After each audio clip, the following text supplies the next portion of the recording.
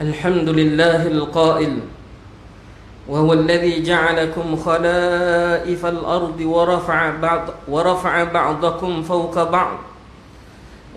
بعضكم فوق بعض درجات ليبلوكم فيما آتاكم إن ربك سريع العقاب وإنه لغفور رحيم أشهد أن لا إله إلا الله وحده لا شريك له وأشهد أن محمدا عبده ورسوله اللهم صل وسلم على سيدنا محمد وعلى آله وصحبه أجمعين أما بعد فيا أيها المسلمون اتقوا الله أوصيكم وإياي بتقوى الله فقد فاز المتقون قال الله تعالى يا أيها الذين آمنوا اتقوا الله حق تقاته ولا تموتن إلا وأنتم مسلمون. Muslimin yang dirahmati Allah sekalian, marilah kita bertakwa kepada Allah Subhanahu wa taala dengan melaksanakan segala suruhannya dan menjauhi segala larangannya. Semoga dengan demikian kita akan terus diberi petunjuk, dipimpin dan dinaungi rahmat dan redha Allah Subhanahu wa taala. Khutbah kita pada tengah hari ini bertajuk Pemimpin dan Ilmu. Hadirin sekalian, hadis daripada Ibnu Umar radhiyallahu anhuma bahawa Rasulullah sallallahu alaihi wasallam bersabda, ala kullukum ra'in wa kullukum mas'ulun an ra'iyatihi. Ketahuilah bahawa setiap kamu adalah pemimpin dan setiap kamu akan dipertanggungjawabkan atas kepimpinannya. Hadis riwayat Bukhari dan juga Muslim. Hadirin sidang Jumaat yang dirahmati Allah sekalian, Islam menegaskan tentang peranan dan fungsi setiap manusia sebagai pemimpin dan pengurus bagi segala urusan yang diamanahkan kepadanya. Kepimpinan adalah amanah meletakkan seseorang manusia itu sebagai calon ujian yang akan ditentukan kedudukan dan pencapaiannya di sisi Allah Subhanahu wa taala.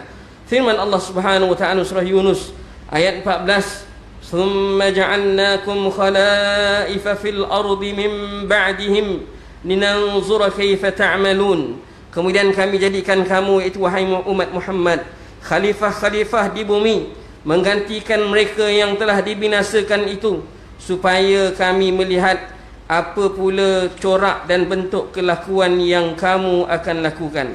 Hadirin yang dirahmati Allah sekalian, demi memastikan pengurusan dan kepimpinan yang mendapat penilaian yang terbaik di sisi Allah Subhanahu wa taala serta menyelamatkan kita dari kecelakaan di akhirat, kita hendaklah melengkapkan diri dengan persiapan sebagai seorang pemimpin.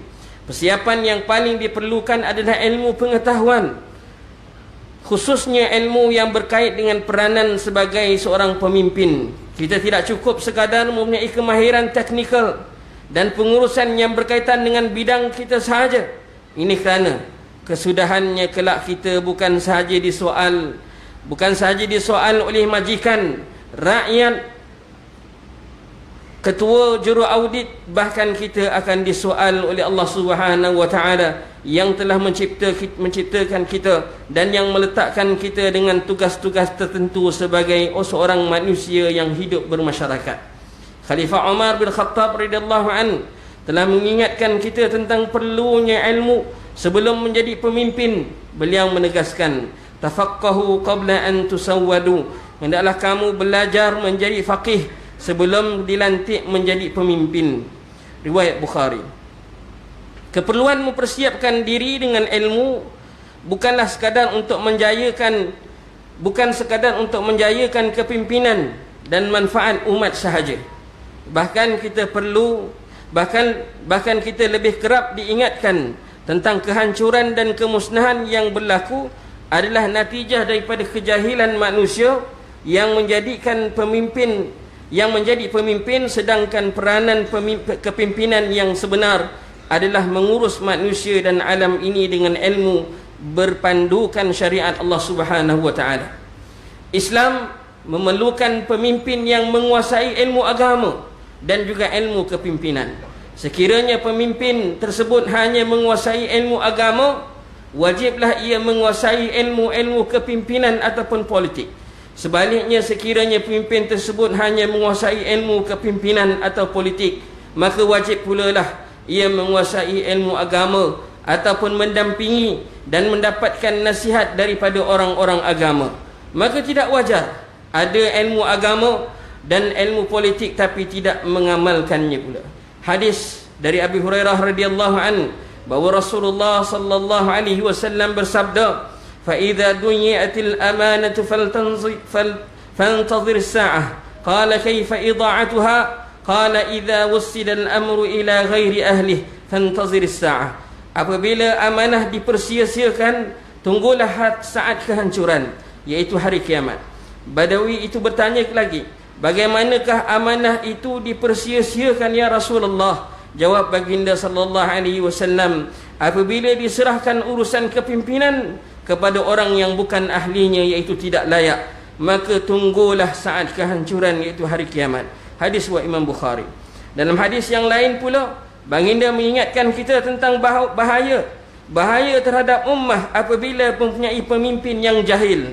Daripada Abdullah bin Umar radhiyallahu anhuma bahawa Rasulullah sallallahu alaihi wasallam bersabda, "Inna Allah la yaqbidul ilma intiza'an yantazi'uhu min al-ibad, walakin yaqbidul ilma biqabdil ulama, hatta idza lam yabqi 'aliman ittakhadha an-nasu ru'usan juhala, fasu'ilu fa'aftau bighairi ilmi fadallu wa adallu." Yang bermaksud, sesungguhnya Allah tidak mengangkat ilmu dengan mencabutnya dari hamba-hambanya, tetapi dia mencabut ilmu dengan mencabut nyawa para ulama.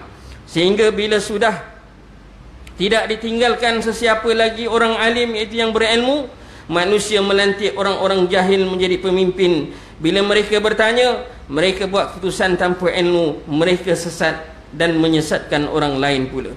Riwayat Bukhari. Hadirin sekalian, sejarah kita telah mencatatkan bahawa generasi awal Islam telah memilih pemimpin mereka dalam kalangan orang yang berilmu dan memahami tanggungjawab agama. Lihatlah kepada para khulafa ar-rasyidin yang menggantikan Rasulullah sallallahu alaihi wasallam memimpin umat. Mereka adalah orang-orang yang paling alim dalam kalangan para sahabat. Demikian juga Khalifah Umar bin Abdul Aziz yang terkenal dengan keadilannya. Beliau juga seorang alim yang sangat memahami urusan dan hukum hakam Islam. Dalam sejarah kita di negeri Selangor, Sultan juga bukan sekadar mendampingi ulama dan cinta kepada ilmu agama, mereka juga berkecimpung dalam ilmu agama. Dengan ilmu agama, malah baginda juga terlibat secara langsung menjadi khatib dan imam. Contohnya Sultan Alauddin Sulaiman Shah, Sultan Selangor yang ke-6, telah menulis 2 buah kitab pohon agama yang dijadikan buku teks di sekolah-sekolah agama ketika itu. Ini menggambarkan kecintaan baginda kepada ilmu dan tahap keilmuan baginda dalam Islam. Sejarah juga merakamkan bahawa baginda sering menyampaikan khutbah Jumaat, khutbah hari raya di atas mimbar Masjid Alauddin Kuala Langat. Ilmu itu mestilah dipahami, dirasa dan diamalkan hingga dapat dihayati dalam kehidupan. Pemimpin masa kini dan masa depan wajiblah mencontohi kehebatan pemimpin masa lalu. Sebagai seorang pemimpin Muslim, mereka hendaklah memahami ilmu tauhid, mereka hendaklah memahami ilmu fiqh dan juga akhlak. Jika pemimpin kuat akidah tetapi tidak salat, maka tidak layak untuk menjadi pemimpin. Jika pemimpin kuat akidah tapi tidak salat, maka tidak layak menjadi pemimpin. Jika pemimpin kuat salat tapi mempunyai akhlak yang buruk, seperti suka menyebar fitnah dan mengamalkan rasuah pula, tidak layak untuk menjadi pemimpin. Oleh itu, pemimpin yang kuat pegangan akidah, amalan syariat yang istiqamah dan berakhlak dengan akhlak yang mulia adalah pemimpin yang layak dan sesuai untuk menjadi contoh dan dihormati oleh rakyat. Muslimin yang dirahmati Allah sekalian, sebagai mengakhiri khutbah Jumaat pada hari ini, marilah sama-sama kita memberi tumpuan dan perhatian kepada beberapa tausiah berikut.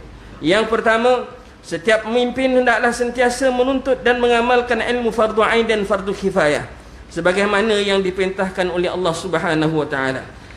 Yang kedua, pemimpin yang berilmu tanpa amal akan tersesat, dan pemimpin yang beramal tanpa ilmu juga adalah menyesatkan. Yang ketiga, setiap pemimpin akan dipersoalkan di akhirat tentang kepimpinannya dan apa yang dia pimpin. A'udzubillahi minasyaitonirrajim.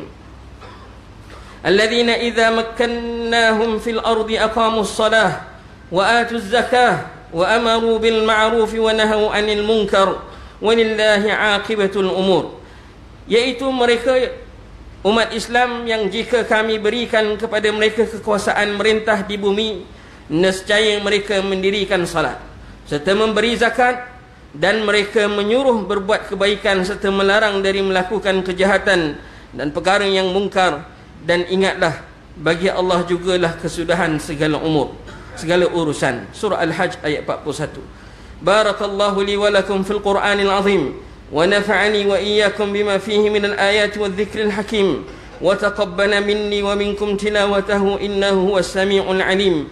Aqulu qawli hadha wa astaghfirullahal azim li wa lakum wa lisairil muslimin wal muslimat fastaghfiruhu innahu huwal ghafurur rahim.